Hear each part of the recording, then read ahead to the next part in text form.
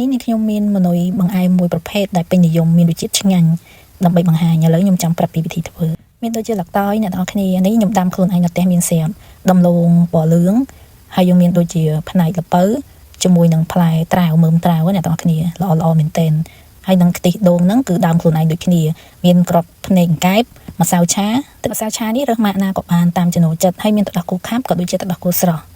គ្រឿងផ្សំយើងគឺមានប៉ុណ្្នឹងឯងបងប្អូនមុននឹងបង្ហាញពីវិធីធ្វើនាងខ្ញុំនឹងប្រាប់មួយទៀតអ្នកទាំងអស់គ្នាផ្លេចយើងមានផ្លែមៀនមួយទៀតមៀននេះក៏មានធម្មជាតិយើងដែរមៀនខ្មែរឥឡូវខ្ញុំមកបង្ហាញពីរបៀបពុះដូងអ្នកទាំងអស់គ្នាមិនសូវជាជំនាញណាស់ណាទេចេះតែពុះកាប់ឲ្យតែបានទៅបងប្អូននេះដោយសារយើងមានផ្លែដូងដើមខ្លួនឯងស្រាប់ចេះដាក់ទៅខ្ទិះល្អខ្លាំងមែនទែនហើយសាច់ឡងក្រាស់ពេលដែលខ្ញុំពុះទៅទូចទេតែក្រាស់ខ្លាំងអញ្ចឹងហើយឡងឈ្ងុយដូងខ្មែរអ្នកទាំងអស់គ្នាមើលតែសាច់ដូងទៅដឹងហើយថាល្អខ្លាំងប៉ុណ្ណាហើយដូងនេះគឺដើមដូងដែលខ្ញុំបង្ហាញហ្នឹងគឺផ្លែឈូសមករហូតបានទុកសម្រាប់ញ៉ាំខ្លួនឯងនិយាយពីសាច់កោះមកបានឡងច្រើនខ្លាំងហ្មងឥឡូវខ្ញុំចាប់ផ្ដើមមកពុះជាមួយនឹងត្រាវខ្ញុំអត់បានធ្វើទាំងអស់ទេខ្ញុំធ្វើរំលែកវាជាពាក់កណ្ដាលទាំងអស់ព្រោះដោយសារយើងធ្វើមួយឆ្នាំហ្នឹងក៏វាមិនទូចពេកហើយក៏វាមិនធំពេកចំណែកសាច់ត្រាវវិញល្អខ្លាំងអ្នកនរគ្នាគេដាំនៅនឹងខេត្តយើងនឹងឯងកំពង់ចាមតែគេដាំនៅកន្លែងកោះហើយល្អមែនទែនមានដលងមានល្ពៅអីហ្នឹងយើងសិតតែចិត្តហើយទាំងអស់ហើយឥឡូវត្រាវដែលយើងចាត់សបករួចហ្នឹងគឺយើងចាប់ផ្ដើមយកមកពុះវាចំណិតហើយយើងមកពុះជាដុំទូចប៉ុនមេដៃអ្នកនរគ្នាមិនធំពេកហើយក៏មិនទូចពេកដែរមើមត្រាវដលងហើយនឹងល្ពៅនេះយើងចាត់ដុំដូចខ្ញុំបង្ហាញនេ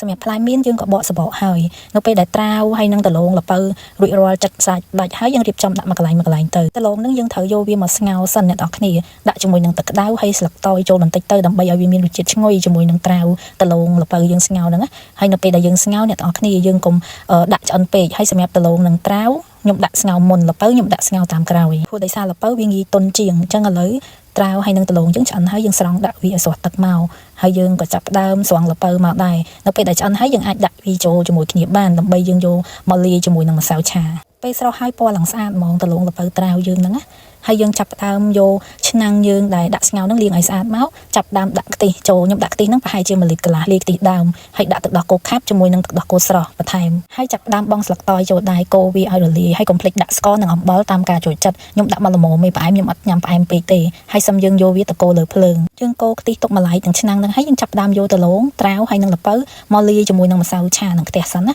ហើយយើងយកកញ្ច្រែងមករែងវាសិនបងប្អូនរែងអស់កំតិចម្សៅឆាហ្នឹងទៅយើងចាប់ផ្ដើមដាំទឹកជាមួយនឹងឆ្នាំងផ្សេងដើម្បីយកមកស្ងោរម្សៅទៀតស្ងោរមិនបាច់ដាក់យូរទេអ្នកនរគ្នាគ្រាន់តែដាក់មកពុះហ្នឹងគឺអូខេហើយសម្រាប់ដលងត្រាវហើយនឹងល្ពៅយើងកុំកូរខ្លាំងពេកខ្លាចវាបែកសាច់បន្ទាប់មកយើងយកស្រង់ដាក់ជាមួយនឹងទឹកកកអ្នកនរគ្នាទឹកត្រជាក់យើងចាន់ដែកមួយហ្នឹងសឹមយើងស្រង់វាម្សៅទៀតយើងដាក់ទឹកត្រជាក់ចេះមកដើម្បីឲ្យសាច់ត្រាវដលងយើងវាកាន់តែរឹងអញ្ចឹងអ្នកនរគ្នាហើយខ្ទិះដូងដែលយើងបានកូរលើភ្លើងហ្នឹងខ្ញុំដាក់ជាមួយនឹងភ្នែកអង្កែបថែមពេលដែលដាក់ភ្នែកអង្កែបរួចយើងស្រង់វាមកក្រោមសិនដាក់លើភ្លើងទេយើងចាប់ដើមចាក់ជាមួយនឹ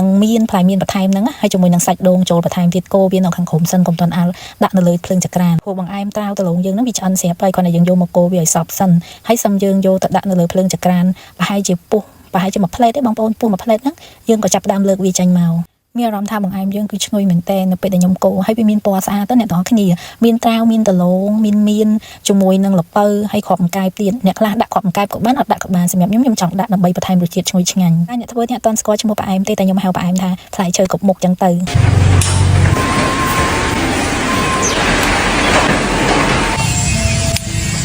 បង្អែមយើងរួចរាល់ហើយអ្នកទាំងអស់គ្នាខ្ញុំក៏បានទុកឲ្យត្រជាក់ហើយយកមកដាក់ជាមួយនឹងចានទូចព្រោះដោយសារខ្ញុំយកទៅប្រគេនព្រះសង្ឃនៅវត្តថ្ងៃសៅរ៍អញ្ចឹងខ្ញុំអត់បានដាក់នឹងឆ្នាំងទុកញ៉ាំទេតែបើបងប្អូនអត់បានទៅវត្តឬក៏ទៅយកជូនអ្នកណាទេយើងអាចទុកនឹងឆ្នាំងញ៉ាំទៅបើញ៉ាំអត់អស់ទេយើងអាចដាក់កន្លែងទូកកបានទៀតដោយសារថ្ងៃសៅរ៍នេះខ្ញុំចង់ធ្វើបង្អែមនឹងដើម្បីប្រគេនព្រះសង្ឃនៅវត្តដីដោះកំពង់ចាមអញ្ចឹងបងប្អូនខ្ញុំសូមជូនផលបុណ្យដែលខ្ញុំបានធ្វើនឹង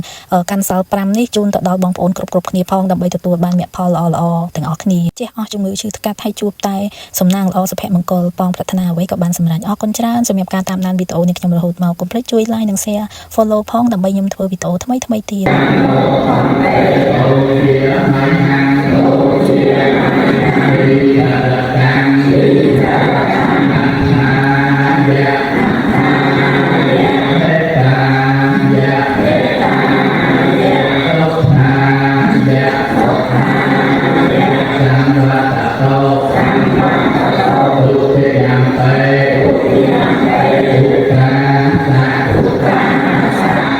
Yang sampai